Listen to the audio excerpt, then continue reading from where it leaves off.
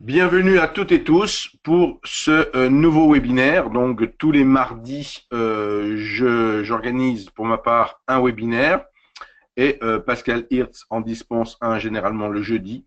Notre support vous propose également les lundis ou mercredis d'autres webinaires, donc un programme très riche de webinaires sur lequel vous pouvez bien sûr vous inscrire. Même si vous y inscrivez longtemps à l'avance, vous avez la possibilité, enfin vous avez plus exactement un rappel qui vous est adressé 2 jours avant pour vous indiquer que vous êtes inscrit à un webinaire et ainsi vous éviter de rater le live, comme on dit, de rater le direct. Donc, si je vais un petit instant sur le site de Self-Invest, vous constatez sur la partie droite ici, vous avez noté téléconférence gratuite, donc vous avez tous les webinaires, donc celui de ce soir, le 12, vous voyez qu'il y en a un le 13, il y en a même deux le 13, il y en a un qui aura lieu en soirée, un autre en après-midi pour les training live. Vous en avez un prochain le 19, le 21, etc. Donc c'est très fourni. Et si vous cliquez sur toutes les téléconférences, vous constaterez que le mois de janvier est déjà renseigné. Donc vous avez de nombreuses téléconférences qui sont proposées en janvier. Et dans tous les cas de figure, désormais, on adresse un email tous les 15 jours à l'ensemble de des personnes qui sont abonnées à la newsletter. Donc, on adresse tous les 15 jours un rappel, enfin, plutôt une annonce pour les 3 prochaines semaines de webinaire. Donc, tous les 15 jours, vous recevez un email qui vous dit voilà ce qui va se passer comme programme pour les 3 prochaines semaines. Ceci étant, vous pouvez anticiper l'information en allant sur le site internet, puisque bien souvent, on a des webinaires qui sont proposés plus longtemps encore à l'avance. Voilà pour l'aspect webinaire téléconférence, webinaire que vous retrouverez donc, comme je viens de vous l'indiquer, demain sur notre chaîne YouTube. Ce soir, nous allons parler d'un sujet de ce que l'on nomme dans notre plateforme KPL, ces 3 lettres étant les abréviations de Key Price Level pour niveau clé de prix en français. Nous allons voir comment travailler avec ces niveaux. Donc, je vais en quelque sorte décomposer ce webinaire en 2 parties. Et il y aura même une troisième partie quelque part trading réel, pratique demain matin pour ceux que ça intéresse. Je vous donne rendez-vous aux alentours de 8 heures du matin, directement sur les marchés et au travers du site Univers Bourse, pour ceux que ça intéresse, bien entendu. Donc, nous allons tout d'abord commencer notre webinaire avec une partie purement théorique et une partie un peu plus pratique dans un deuxième temps. Dans cette partie pratique, on fera vraiment du pratique-pratique. Je vous montrerai pour les personnes qui ne connaissent pas comment récupérer la plateforme et des codes démo si vous voulez tester tout ce que j'aurai présenté ce soir.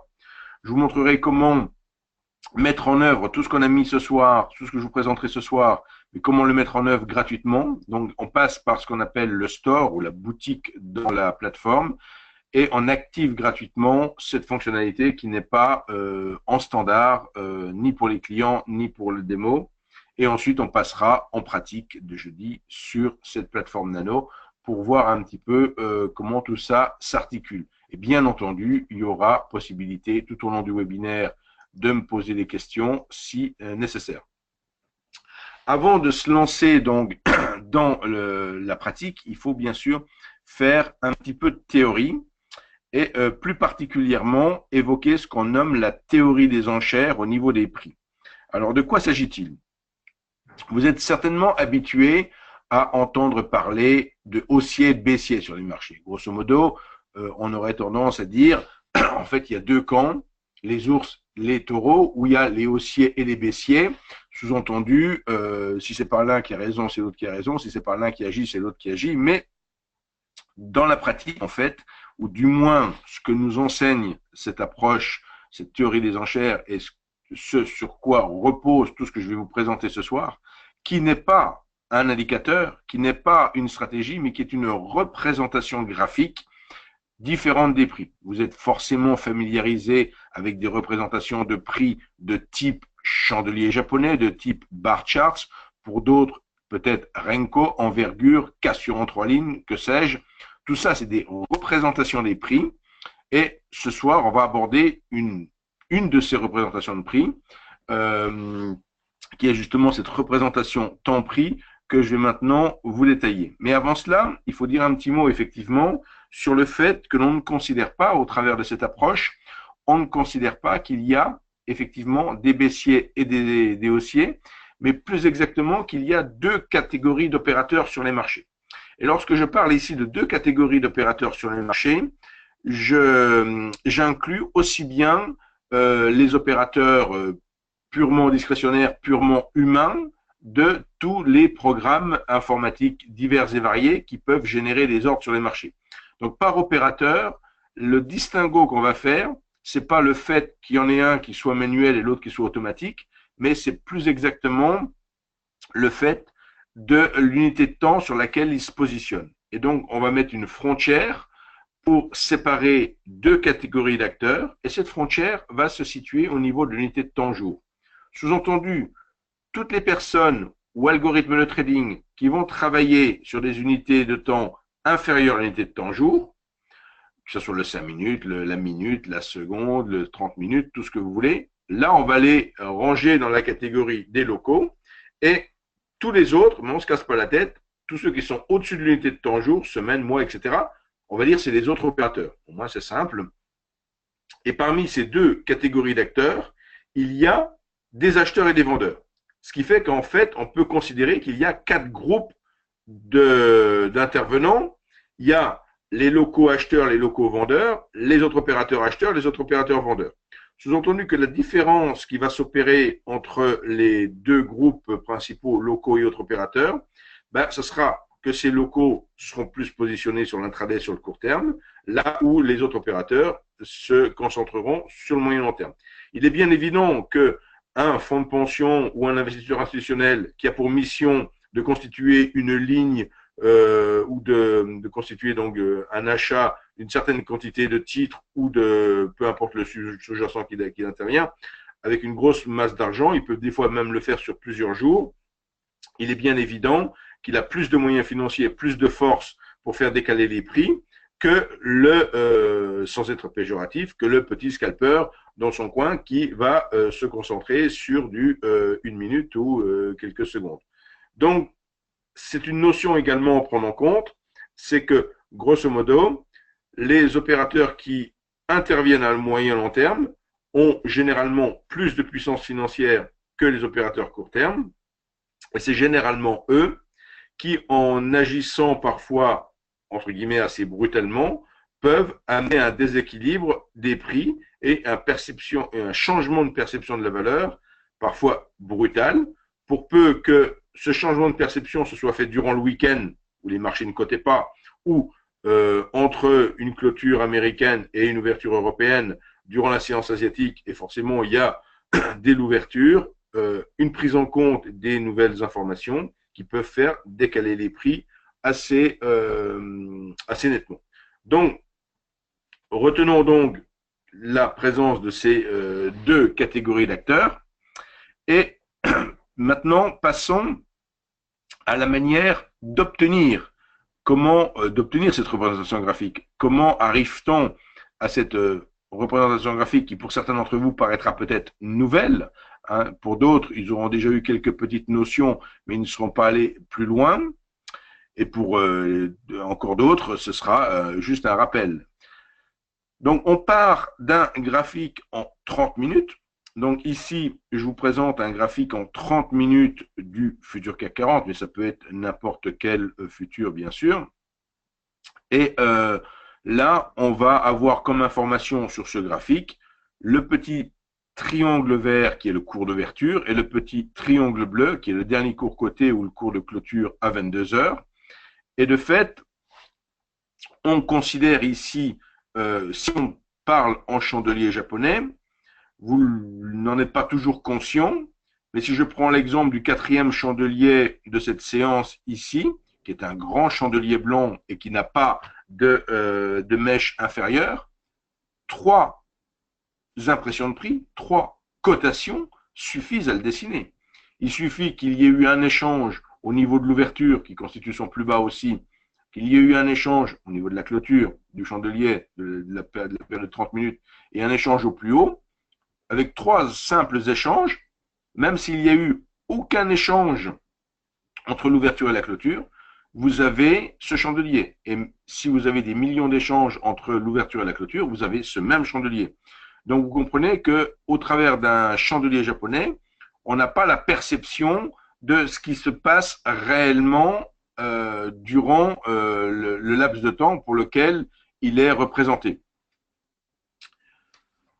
Donc, ce que l'on va faire, c'est que l'on va remplacer chaque chandelier par une série de lettres verticales, donc qui vont durer 30 minutes.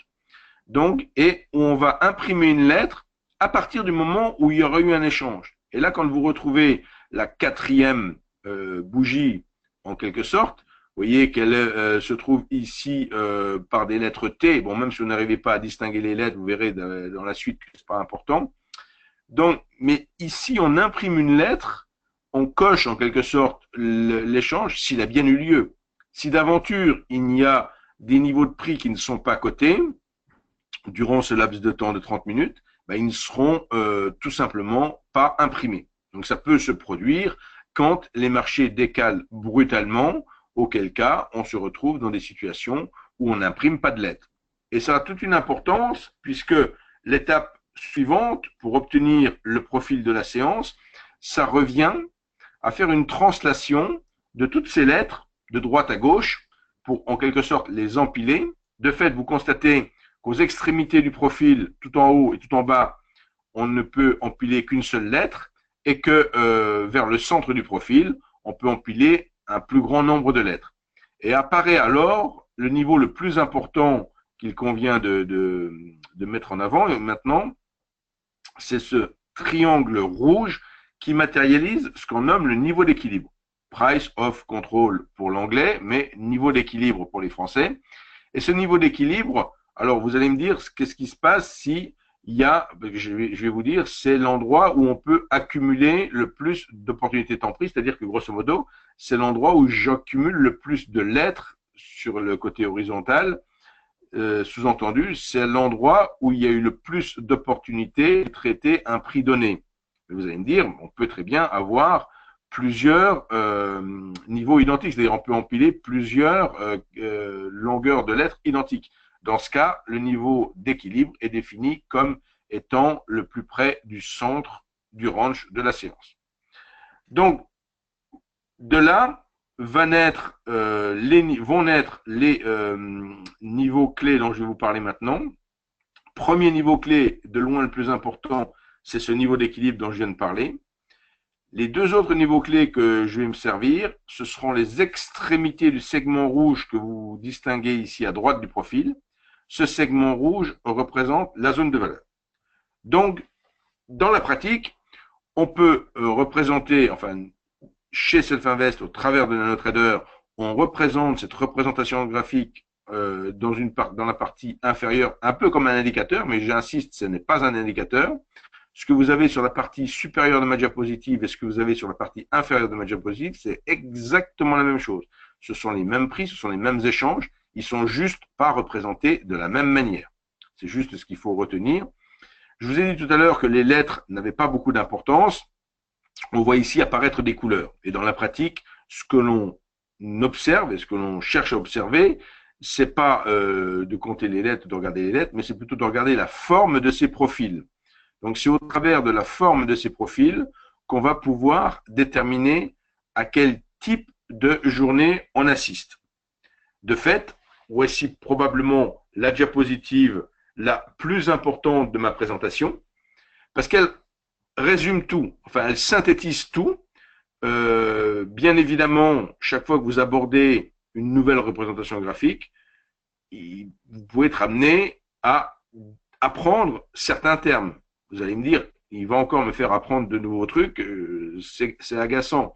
Mais je dirais que la première fois que vous avez découvert les chandeliers japonais, il a bien fallu que vous appreniez le doji, le marabutsu et j'en passe, et certainement beaucoup plus de nouveaux termes qu'on va en découvrir ce soir.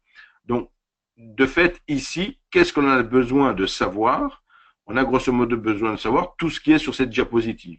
Donc, de fait, open close, je ne vous fais pas de dessin, c'est l'ouverture et la clôture de la séance.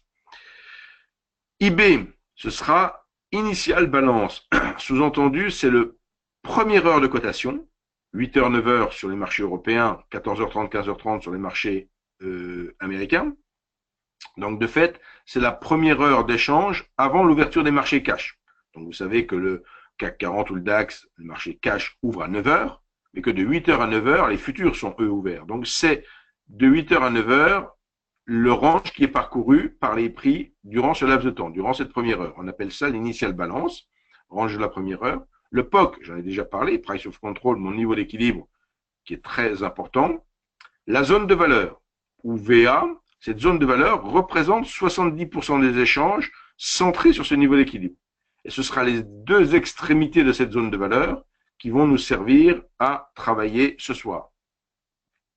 De fait, à l'aide de cette représentation de prix, on est en mesure d'identifier différents types de journées. Et en fait, il y en a 6. Avec pour la journée 2 et la journée 6, on voit une petite variante. Mais il y a 6 journées différentes possibles pour les prix. Ce qui veut dire par là que, vous l'avez certainement remarqué, mais toutes les séances ne se ressemblent pas forcément. Il y a des séances où les prix seront beaucoup moins directionnels que dans d'autres. Et si je prends l'exemple numéro 1, qu'est-ce que je vois ici au niveau du symbole 1? On me dit journée normale. Alors, par le côté journée normale, c'est un peu l'exception qui confirme la règle. C'est assez rare une journée normale. Qu'est-ce que c'est qu'une journée normale? C'est une journée durant laquelle les prix ne quittent pas leur initial balance. C'est-à-dire que grosso modo, entre 8h et 9h, ils ont produit un range et ils vont rester à l'intérieur de ce range toute la journée. Dit autrement, ça veut dire qu'il y a eu une brusque changement de perception de valeur qui est intervenu entre la journée précédente et la nouvelle journée. Et forcément, tout ça s'est matérialisé dans les premiers échanges. Et grosso modo, en 1 heure de temps, on a largement eu le temps de faire le range, de construire, d'évoluer tantôt à la hausse, tantôt à la baisse, mais d'une certaine manière de construire un range. Et comme s'il n'y a pas de nouvelles de choses qui viennent remettre en cause tout ça, mais il y a beaucoup de chances qu'on assiste à ce qu'on appelle cette journée normale. Donc le range, que tout le range de la séance soit dans cette initial balance. Comment peut-on anticiper une journée normale, me direz-vous? Hormis le fait de savoir qu'il y a peut-être quelque chose qui a impacté le marché, bah, tout simplement, ça va être la taille de cette initial balance. Et par taille, il est bien évident que d'une manière un peu empirique, quand on a un indice qui a 5003, on peut dire que 1%, ça va faire 50 points. Et si on a, grosso modo, une taille d'initial balance qui dépasse déjà ces 50 points, on peut considérer, après c'est compte tenu du niveau de volatilité des marchés aussi, il faut en tenir un petit peu compte. Les marchés sont haussiers depuis 2009 désormais, et on est plutôt sur une hausse qui est bien mature maintenant. On se maintient sur les niveaux plus hauts, au-delà de 5250 pour ce qui est du marché parisien. Donc de fait, la volatilité est très faible, et on va dire que une initiale balance large ne sera pas du tout la même que dans un marché beaucoup plus volatile, même si c'était au même niveau de prix. Et à l'opposé de cette initiale balance qui serait large, une initiale balance très étroite, on reste dans 5-6 points, maximum 10 points, on va dire. On évolue très peu dans un tout petit range entre 8h et 9h. De fait, on anticipe une journée directionnelle, on anticipe une journée qui va voir cette initiale balance rapidement rompue et donner naissance à un marché directionnel. C'est-à-dire que grosso modo, on est sur nos gardes entre 8h et 9h, on ne bouge pas, on attend, et on est très hésitant sur un range très petit, et ce que l'on peut dire, c'est qu'on a beaucoup de chances d'avoir une journée directionnelle. Alors, pour savoir si on aura plus une journée directionnelle haussière qu'une journée directionnelle baissière, il faut resituer cette initiale balance dans son contexte. Tout va dépendre si elle se situe au-dessus ou en dessous du niveau d'équilibre de la veille, et on pourra faire quelques petites anticipations sur le type de journée directionnelle qu'on est susceptible d'avoir. Mais ce que l'on a comme information, dès le moment où ce phénomène se produit, c'est-à-dire cette petite initiale balance, on sait qu'on a une journée directionnelle qui est susceptible de venir. Donc, c'est carrément l'inverse de la journée numéro 1. Cette journée numéro 4 est quasiment l'inverse de la journée numéro 1. De fait, le type de trading n'a rien du tout à voir. Dit autrement, il est évident que on n'est pas amené forcément à trader de la même manière ou avec les mêmes stratégies tous les jours. Ça, c'est un fait aussi important à noter. Bien souvent, je rencontre des traders qui ont plutôt tendance à vouloir utiliser la même méthode tous les jours, quel que soit l'actif, enfin même quel que soit l'actif, ou alors que bien souvent, le secret en trading, c'est de pouvoir s'adapter au terrain de jeu quelque part, de s'adapter au type de séance. Ou si on a typiquement, si vous n'avez que des stratégies de scalping qui ne sont pas adaptées à une journée directionnelle, ben, le jour où vous avez cette petite initiale balance, le mieux est de vous abstenir de trader carrément. Sinon, vous avez toutes les chances de vous faire prendre un revers plusieurs fois de suite. Donc, cette diapositive, je dis résume, il faudra y revenir bien sûr, pour les personnes qui ont déjà eu des notions de cette approche de représentation de graphique. Voici un tableau qui résume les différents types de journées possibles avec les différents paramètres à interpréter. Et en fait, ce qu'il convient de faire au travers de cette représentation graphique, c'est en quelque sorte de suivre tout au long de la séance, suivre un arbre décisionnel. C'est-à-dire que la première information que vous obtenez, c'est le cours d'ouverture de 8 heures. Puis, la largeur de l'initial balance, etc., etc. Au fur et à mesure de la journée, vous avez de nouvelles informations qui s'agrègent et qui vous permettent, plus ou moins rapidement, d'identifier le type de journée auquel vous allez assister. Alors, il y a une image qui est souvent prise dans un livre qui se nomme le Market Profile et qui a été rédigé par Dalton. Donc, ce livre est édité aux éditions Valor. Donc, si vous voulez vous le procurer, donc c'est très facile. Et typiquement, qu'est-ce qu'il raconte comme, pas comme anecdote, mais comme chose que j'ai trouvé assez pertinente. Ben, grosso modo, pour lui, une journée, c'est comme quand il prend sa douche, qu'il sort de la douche, qu'il arrive devant le miroir avec beaucoup de buée et qui se dit, aujourd'hui, la buée, à quelle vitesse va-t-elle se dissiper? Sous-entendu, certaines journées, on peut avoir la buée qui se dissipe très vite, comme j'ai pris les exemples tout à l'heure, IB large ou IB très réduite, où le type de journée ne fait pas beaucoup de doute. Et dans d'autres cas de figure, les journées peuvent être un peu plus difficiles à appréhender. Il n'y en a pas forcément une probabilité de tel ou tel type de journée dès 8 heures ni dès 9 heures. Il faut des fois attendre plus longtemps dans la matinée. Mais déjà, le fait de pouvoir éliminer certains types de journées, c'est tout de même très intéressant.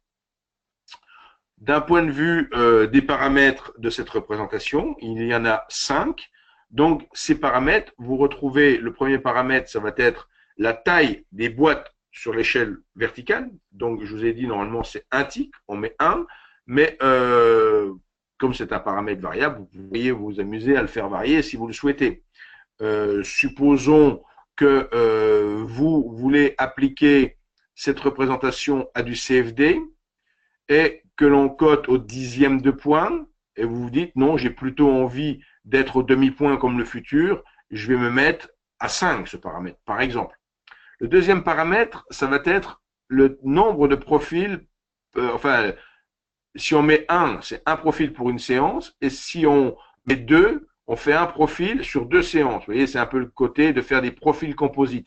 Si on a plusieurs profils de séance qui ont des POC, des niveaux d'équilibre proches les uns des autres, ça peut être intéressant de modifier ce paramètre et de faire apparaître ce qu'on appelle le POC composite pour affiner encore le niveau, les niveaux clés au niveau des précédentes séances, sous-entendu qu'effectivement, si plusieurs POC sont dans la même zone, ça renforce bien sûr cette zone et autant affiner un petit peu l'analyse.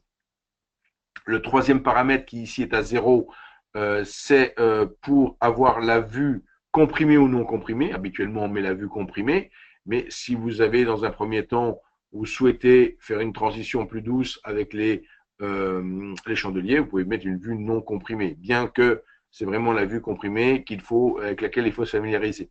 Quatrième paramètre, 70, c'est le pourcentage de la zone de valeur. C'est de base à 70. Moi, je n'ai pas tendance à vouloir modifier ce paramètre. Là encore, c'est un paramètre, vous pourriez faire d'autres tests. Je ne les ai pas faits.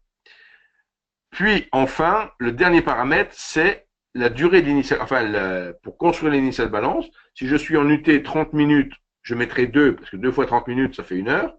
Si je suis en UT 1 minute, je mettrai 60 ici, pour toujours faire 1 heure, parce que l'initial balance doit toujours faire 1 heure.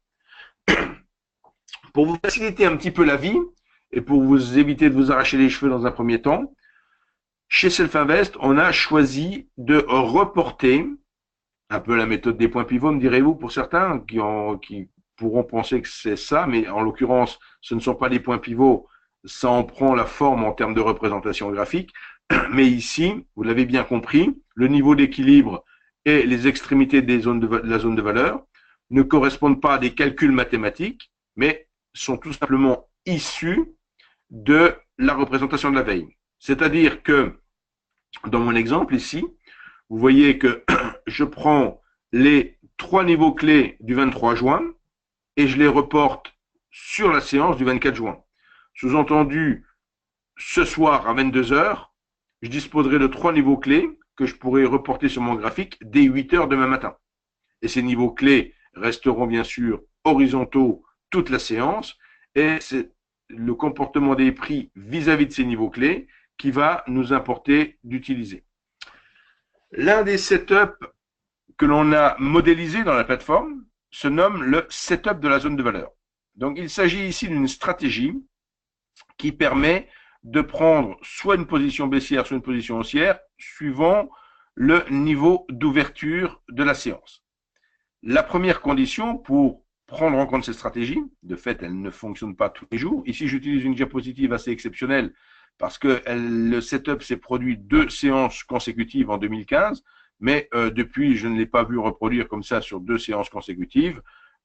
Et sur un mois, on va le regarder après dans la pratique, ça peut se produire 4-5 fois dans le mois. Donc, de fait, ce n'est pas un setup qui se présente tous les jours, puisque je dis, pour que l'on puisse prendre en compte ce type de stratégie, il faut que l'ouverture se fasse en remettant en cause la valeur de la veille. Sous-entendu, il faut que l'ouverture de séance s'effectue au-dessus de la VA supérieure ou en dessous de la VA inférieure, mais dans tous les cas de figure, à l'extérieur du range défini par le petit segment rouge dont on a parlé jusqu'à présent.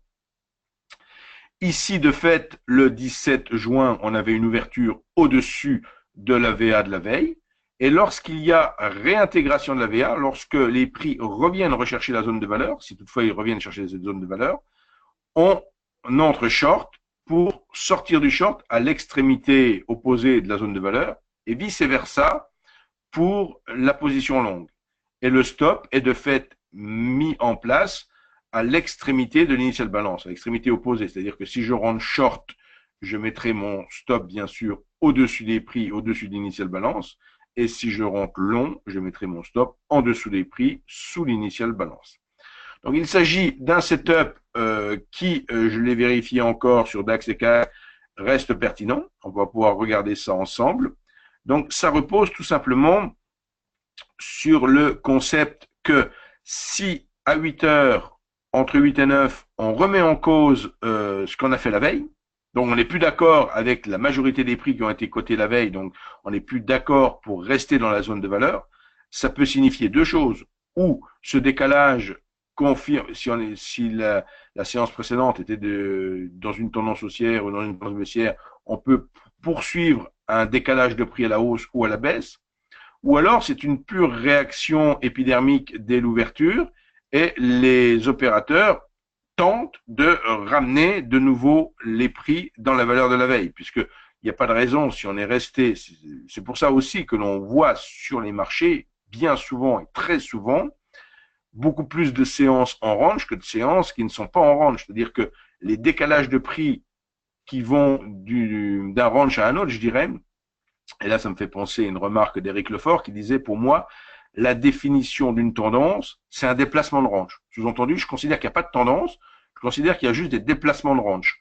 Donc, c'est pas plus mal dit. Et dans la pratique, ici, effectivement, vous vous apercevrez, quand vous prendrez l'habitude de travailler avec cette représentation graphique, que c'est bien souvent ce qui se passe dans les faits. Donc, avant de revenir à la diapositive, je vais maintenant, pour les personnes qui ne sont pas clientes de Self-Invest, je vais tout simplement vous montrer comment, vous procurer des codes pour tester tout ce que je viens de montrer, et 2, comment mettre en place tout cela qui n'est pas en standard, je l'avais dit, dans la plateforme. Donc, première étape, obtenir des codes. Donc, vous pouvez directement aller chercher des codes dans le cadre ici que je matérialise, future option. Vous voyez, c'est le deuxième cadre. Même, alors, il y a une petite astuce, c'est-à-dire qu'on va dans future option, et même si on ne veut pas le flux futur, vous allez voir, on peut prendre le flux CFD. Donc, de fait, je vais dans ce cadre future option, j'amène ma souris sur démo gratuite dans ce cadre, et quand je clique sur démo gratuit, j'arrive sur une page, bien sûr, qui me parle des futurs, mais je descends tout en bas de cette page pour trouver un formulaire qui porte le nom démo gratuite de NanoTraderFull. Donc, je vais demander une démo gratuite. Vous allez demander, si vous le souhaitez, une démo gratuite en choisissant au niveau du premier champ si vous voulez travailler avec un flux futur ou avec un flux CFD Forex. Donc, vous pouvez choisir le type de flux. Et là, il vous suffit donc de renseigner nom, prénom et tout ce qu'on vous demande, de cliquer sur démo gratuite. Vous obtenez le lien de téléchargement à l'écran et vous obtenez les codes de la plateforme à l'écran. De fait, une fois que vous avez téléchargé le logiciel, vous allez saisir les codes et lancer la plateforme. Donc, pour lancer la plateforme, la toute première fois que vous allez lancer la plateforme, vous allez arriver sur ce qu'on appelle une page standard, une page par défaut. Donc, cette page en question, elle va être, pardon, c'est moi qui fais une petite bêtise, je vais vous remontrer la page, voilà. La page que vous allez avoir, c'est décidément, voilà qui est fait. Donc, ici, voilà ce que je voulais montrer, c'est ça, ici. Donc, voilà exactement ce que vous allez avoir quand vous lancez la plateforme. Vous allez avoir trois fenêtres qui se regroupent au sein d'une même page. Donc, je dis bien trois fenêtres. Je vais m'amuser à détacher les fenêtres pour que vous les visualisiez bien. Une première fenêtre ici qui est un tableau de cotation dans lequel vous allez pouvoir ajouter tous les sous-jacents que vous avez envie de suivre. Là, j'ai mis un CAC, mais si je veux, par exemple, ajouter un symbole et ajouter un DAX, ben, j'ai une petite fenêtre comme ça qui apparaît et qui va me proposer, pourquoi pas, d'ajouter un DAX. Si je dis DAX ici, que je veux travailler sur un DAX futur, je peux choisir ici le contrat sur décembre et ajouter ce contrat qui va venir ainsi s'ajouter dans ma fenêtre, dans mon tableau de cotation. Une fenêtre, donc je dis, c'est le tableau de cotation. Une deuxième fenêtre, ça sera une étude, comme ceci. J'ai réduit la deuxième fenêtre. Et une troisième fenêtre pour suivre son compte. Il s'agit ici de trois fenêtres qui proposent une page par défaut. Sous-entendu, vous allez pouvoir, vous enregistrer les pages qui vous intéressent. Le concept de page, c'est tout simplement la formule page égale X fenêtre. Si maintenant je décide que X est égal à 0, j'ai de fait une page vide. Voilà, j'ai cliqué sur le bouton vide tout en bas de la plateforme et j'ai ici une page vide. Comment fait-on pour ajouter maintenant les outils que je vous ai présentés ce soir, plutôt la représentation graphique que je vous ai représentée ce soir? Il vous suffit donc de cliquer ici dans la plateforme sur le bouton WHS Store, Store signifiant boutique. Vous cliquez sur ce WHS Store. La plateforme vous ouvre une page web. Sur cette page web, dans le cadre avant d'acheter, même si c'est gratuit, il y a le concept d'acheter quelque part dans une boutique. Donc, avant d'acheter, vous allez saisir à cet endroit-là, si je mets ici des A, vous voyez, à cet endroit-là, vous allez saisir l'identifiant de votre plateforme. Donc, l'identifiant, c'est le premier des trois paramètres qui vous aura été fourni. Il y a identifiant, domaine et mot de passe. Donc, vous saisissez l'identifiant, vous confirmez cette saisie en cliquant sur confirmation. Et une fois que vous avez fait ça, vous vous promenez dans la boutique, vous descendez dans la boutique et vous allez chercher quelque part cette stratégie de la zone de valeur que vous trouvez ici, avec au passage ma tête qui apparaît également, facile à reconnaître pour ceux qui me connaissent déjà. Et là, vous voyez que c'est gratuit, activé gratuitement. Donc, il vous suffit de cliquer sur le bouton activer gratuitement. Et là, c'est bon, vous avez activé cette représentation dans votre plateforme. Troisième étape, donc j'avais dit première étape, c'est comment j'obtiens des codes démo. Deuxième étape, comment j'ajoute les outils dont j'ai parlé ce soir. Troisième étape, comment je m'en sers. Comment je m'en sers? Supposons que je veuille m'en servir sur le CAC. Je vais cliquer sur ouvrir un graphique, comme ceci. Je vais choisir mon symbole. Je tape CAC en haut dans la petite fenêtre. Vous voyez, j'ai tapé CAC. Il me renvoie tous les contrats sur CAC. Vu qu'on est encore en décembre, je choisis le contrat sur décembre. Je fais un clic droit. Donc, j'ai fait un clic gauche pour choisir, pour sélectionner mon contrat. Je fais ensuite un clic droit. Alors, je vais justement faire, vous allez comprendre pourquoi je fais ça. Je fais un clic droit pour obtenir le menu contextuel. Menu contextuel qui me propose le choix modèle d'étude. Je prends modèle d'étude et dans modèle d'étude, je vais justement aller chercher, vous voyez, WHS Store. WHS Store, vous, si vous n'avez ajouté dans votre store que ce que je viens de vous parler qui est gratuit, vous n'aurez pas, comme moi, Eric Lefort, Birger, Schaffenmeyer et les autres, vous aurez ici juste WHS. Et quand vous aurez WHS, là encore, vous aurez juste value zone pour arriver in fine à KPL. Vous avez vu tout le chemin et je vais recommencer à zéro complètement et vous allez voir que c'est pas si dur que ça de mettre la représentation sur le CAC. Donc je recommence, je dis ouvrir un graphique, je saisis mon CAC, je dis c'est sur le CAC que je vais y aller, je fais un clic gauche, puis un clic droit, puis je vais sur modèle d'étude, je vais sur WHS Store, je choisis WHS et je choisis Value Zone et enfin KPL. Et une fois que j'ai fait ça, que j'ai cliqué sur KPL, apparaît la représentation graphique en chandelier 30 minutes par défaut, superposé à ces chandeliers, les trois niveaux dont je vous ai parlé. Les deux extrémités de la zone de valeur et en gras le niveau d'équilibre. Et si on veut regarder ce qui se passe au niveau en simultané, au niveau des comment on appelle ça, la représentation des profils par eux-mêmes, vous voyez que c'est bien représenté dans une fenêtre sous les prix. Tout de suite, je vois une chose intéressante pour demain qu'on peut déjà signaler. Le niveau d'équilibre de la séance d'aujourd'hui, malgré une séance très volatile par rapport à celle de hier, d'accord? Vous voyez, et là, je trace un trait horizontal en me fixant sur le niveau d'équilibre du 11, et le niveau d'équilibre d'aujourd'hui semble arriver maintenant. Alors, il peut encore y avoir un changement parce que vous voyez, la séance est en cours.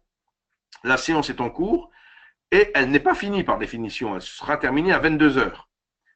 Il y a une possibilité que le niveau d'équilibre monte en quelque sorte à 5410 ou à 5412, un peu plus haut. Parce que vous voyez, il y a typiquement aujourd'hui deux empilements d'OTP qui sont sur une longueur identique.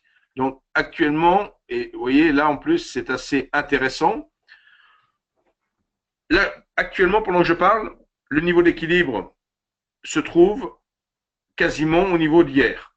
Par contre, il est susceptible, si les prix restent où ils sont actuellement, voire reviennent au niveau de 5410 d'ici 22 heures, de faire déplacer ce niveau d'équilibre puisqu'il y aura une OTP supplémentaire. Donc grosso modo, si on reste maintenant au-dessus des 5410, pourquoi je parle de 5410? Parce que ce 5410, c'est le niveau d'équilibre du 8 décembre. Donc, c'est un niveau de confluence intéressant. Pourquoi de confluence? Parce qu'il représente également la borne inférieure de l'initiale balance du 11. Donc, immédiatement, vous avez vu, j'ai identifié des points clés qui seront intéressants demain. Aujourd'hui, la séance est presque terminée. C'est plus la volatilité qu'il y a, enfin, c'est plus l'activité qu'il y a sur le marché actuellement qui doit nous motiver à intervenir. Par contre, il est déjà temps de se pencher sur les niveaux qui seront intéressants à suivre demain, et plus particulièrement les niveaux de ces 2-3 dernières séances qui peuvent jouer un rôle. J'en profite pour vous indiquer que je vous donne rendez-vous demain matin à 8 heures pour suivre le début de séance en live. Et je posterai, si tout cela, si l'opportunité se présente, des trades en direct. Donc ceci, ce sera disponible sur Univers Bourse. Donc là encore, pour aller sur Univers Bourse, il suffit, si vous ne connaissez pas le site, de taper Univers Bourse dans votre moteur de recherche, comme ceci. Et lorsque vous arrivez sur Univers Bourse, vous allez, alors voilà, j'ai déjà créé la file de discussion. Donc j'ai déjà créé la file de discussion qui accueillera mes échanges demain. Alors là, pour le coup, voilà, je suis en train, on est en maintenance actuellement, mais normalement, parce qu'on va prochainement changer la version du site. Donc ça peut expliquer le fait que là, je viens de cliquer et voilà, le site est arrivé. Donc j'ai posté très rapidement une mise à jour moyen terme ici du CAC, mais plus exactement, quand on descend la page d'accueil, on scrolle la page d'accueil, on arrive sur la partie gauche sur un cadre qui s'appelle Suivi CAC 40 quotidien. En fait, c'est pas seulement le suivi du CAC quotidien, c'est le suivi des marchés en quotidien désormais. Et là, vous voyez, il y a une file de discussion qui s'appelle Suivi de la séance du mercredi 13 décembre. Donc, vous pourrez cliquer dessus dès demain matin et vous me retrouverez sur cette file de discussion pour échanger. Pour l'instant, j'ai ouvert la file de discussion aujourd'hui à 17h, vous avez vu. J'ai ouvert la file de discussion. Elle vous attend demain pour me retrouver si vous le souhaitez. Donc, pour quelque chose qui sera carrément du trading live, de la pratique. Maintenant, on a vu comment obtenir des codes de démo si on voulait tester NanoTrader, comment activer dans la boutique tout cela, et on est maintenant dans l'étude ici du CAC 40 qui reprend tout ça, et je peux tout à fait m'interroger, me dire, tiens, est-ce que c'est pertinent? Parce que là, ce que j'ai affiché, en fait, c'est le modèle d'étude correspondant au setup de la zone de valeur. Est-ce que cette stratégie est pertinente? Je peux cliquer dans ma barre de personnalisation sur graphique de performance et me rendre compte ici si, alors je fais apparaître maintenant, là je me retrouve avec 4 signaux de vente consécutifs qui étaient apparus sur les dernières séances, des signaux de vente et des vis-à-vis de ce setup, et de voir ce que j'aurais gagné ou perdu. Donc si je regarde un petit peu ici sur depuis le 2 novembre, je m'aperçois, alors j'ai une petite, je vais ici réduire cette fenêtre pour agrandir maintenant une fenêtre et cliquer sur le petit bouton I pour information et sur le troisième onglet de cette boîte info pour aller sur Eval, pour tout simplement me rendre compte de ce qui s'est passé. J'ai eu 13 opportunités de trading avec ce setup, donc depuis le 2 novembre. Vous voyez, 13 sur un mois et demi. Vous voyez que ça ne se présente pas tous les jours. Et il y a eu 8 trades qui ont été gagnants et 5 qui ont été perdants. Donc, sur cette stratégie, mais le global fait un gain quand même. Et si maintenant je veux regarder sur une longueur plus importante, si je veux charger ici une longueur plus importante, donc je vais carrément prendre le maximum que l'on me propose et je remonte ici jusqu'à août 2016.